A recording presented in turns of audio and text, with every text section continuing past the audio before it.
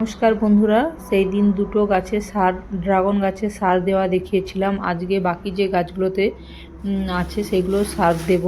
তার জন্য দেখুন আমি এখানে 3 মুঠো শিমকুচি, 3 মুঠো নিমখোল, লাল পটাশ 2 মুঠো, আর এতে ডিএসপি দানাটা মিশালাম না, কারণ আমি লেবু গাছ, পেয়ারা গাছ আর ড্রাগন গাছ এই গাছগুলোতেই সার দেব। যার যতটা পরিমাপ সেই রকমই দেব। দেখুন এই লেবু গাছটির বয়স হয়ে গেছে 3 বছর, দানা থেকে গাছটি হয়েছে 3 3.5 এরকম হয়ে গেছে। তার জন্য দেখুন ডিএসপি দানা কিছুটা দেব। আর গাছের মাটিটা দেখুন হালকা করে নিচ্ছি, একটু হালকা করার সাথে সাথে দেখলাম যে কিছুটা লাল পিঁমড়ে দেখা যাচ্ছে। তার জন্য আমি গাছটিকে টেনে টব থেকে তুলে ফেললাম।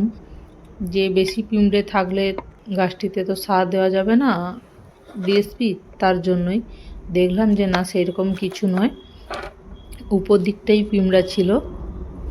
একসাথে নিমখোল আর শিমকুচি, লাল পটাশটা যে মিশিয়েছিলাম মাটিতে মিশ্রণ করে গাছটি বসিয়ে দিলাম। ভিডিওটি ভালো লেগে থাকলে লাইক এবং সাবস্ক্রাইব করে দেবেন।